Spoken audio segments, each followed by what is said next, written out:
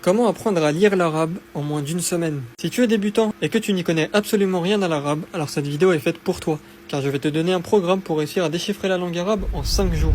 Jour 1. Les lettres de l'alphabet. On commence avec la base, l'alphabet arabe. En tout, il y a 28 lettres. Mais rassure-toi, car à part ces 11 lettres que je viens d'entourer, toutes les autres sont des lettres que tu as déjà entendues en français, comme le alif, qui ressemble au A, ou le B, qui ressemble au B. Donc normalement, ça devrait être rapide. Pose-toi une petite heure dans la journée pour toutes les apprendre, sous leur forme de base. Et pour les lettres les plus galères, tu pourras retrouver sur ma chaîne plusieurs vidéos, pour savoir comment les prononcer. Jour 2. Les formes des lettres. C'est peut-être la chose la plus difficile, car il y en a beaucoup. En langue arabe, tu dois savoir que les lettres n'ont pas la même forme au début, au milieu ou à la fin d'un mot. Si tu veux une astuce pour les apprendre rapidement, alors regroupe-les par famille.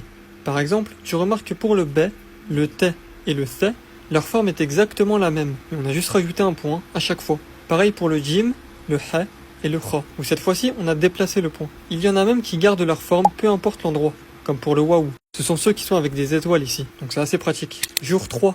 Les voyelles courtes et longues. Contrairement au français, où l'alphabet comporte des consonnes et des voyelles, eh bien en arabe, toutes les lettres sont des consonnes. Les voyelles sont, elles, matérialisées par ces 3 symboles, et se placent sur les lettres. Elles font pour chacun le son E, OU et I. Ça, c'est ce qu'on appelle les voyelles courtes. Et associé à ces 3 voyelles, on a ce qu'on appelle les voyelles longues, ou les prolongations, qui sont des lettres et qui vont servir à prolonger le son de la voyelle. Donc pour chacune, elles feront le son E, OU, I. Normalement, ça devrait être rapide. Après, tu as les signes diacritiques, qui sont un peu comme des voyelles, comme le soukoun, qui indique l'absence de voyelles, la shadda, qui indique qu'on doit appuyer sur la lettre, et le tadwin, qui sont exactement comme les 3 voyelles de base, sauf qu'elles ont été dédoublées. Donc on les prononcera un, in, an. Au final, tu as tout ça à apprendre durant ce jour. Jour 4, les lettres lunaires et solaires. Cette règle est très importante car elle te permet de ne pas faire d'erreur lors de la prononciation d'un mot. L'alphabet arabe se décompose en 2 parties. D'un côté les lettres solaires et de l'autre les lunaires. Et pour connaître la différence entre les deux, je t'invite durant cette journée à regarder ma vidéo sur le sujet.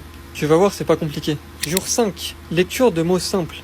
Ça y est, tu connais maintenant toutes les lettres arabes sous toutes leurs formes et tu sais quelles elles font grâce aux voyelles. Ce que tu vas faire maintenant, c'est prendre des mots simples et courants dans la vie de tous les jours et tu vas découper chaque mot en lettres et voyelles. Puis tu vas les lire en entier et tu fais ça avec plusieurs mots. Et ensuite avec des phrases, une fois que tu te sentiras à l'aise. Et voilà, au bout de ces 5 jours, tu sais maintenant déchiffrer l'arabe. N'hésite pas à t'abonner.